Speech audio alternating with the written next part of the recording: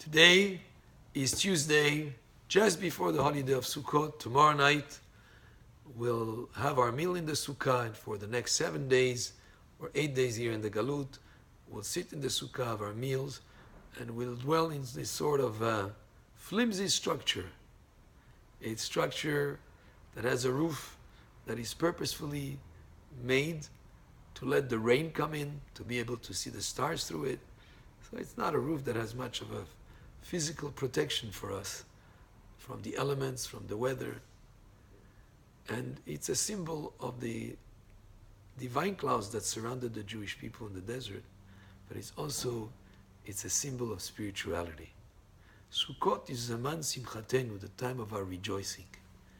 Now, in this modern day and age, when people in general have so much more abundance than many, many other times in the past, in other generations, you go to a market and find fruits of any kind, any time of the year.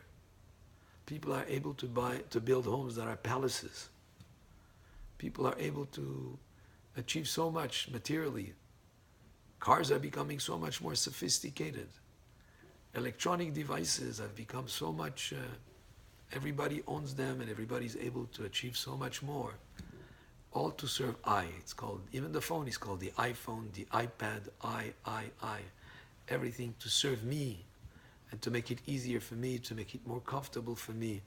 All these physical and material assets are all to serve us materially, physically, to make it easier for us in many ways. Even the air conditioning, people are not used anymore to fluctuations in the weather. They need to have it at a certain set temperature.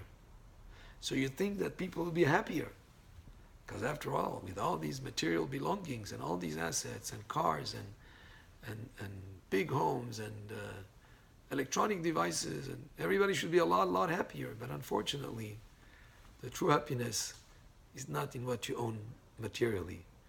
The true happiness is in spirituality. The Zman Simchatenu, which is what the holiday of Sukkot is, the time of our rejoicing, has a message that whether you're a billionaire, a millionaire, a very wealthy man, or a person who's needy, everybody sits in the same type of structure.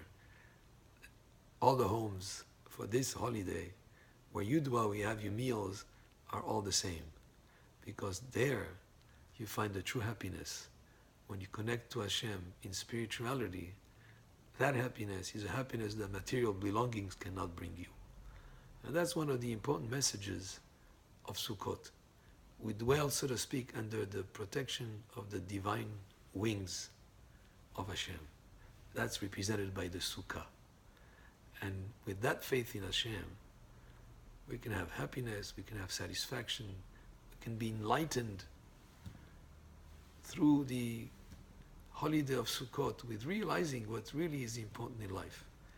And this is a true feeling that a person should have as we went through the holiday of Rosh Hashanah and Kippur, and we came closer and we connected with Hashem. But that was done in a way with somewhat of awe, some of yir'ah.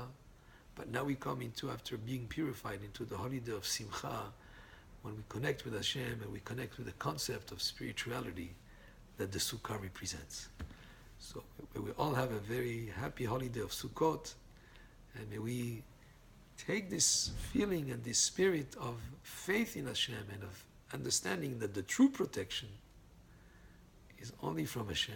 The true success and the true achievement is only in being connected to Hashem and using whatever Hashem has granted us in terms of our belongings and our assets to serve Him, to do mitzvot, and to fulfill our purpose in this world of serving Hashem and bringing light into the world and being an inspiration to those around us through the mitzvot that we do and through following the words of Hashem.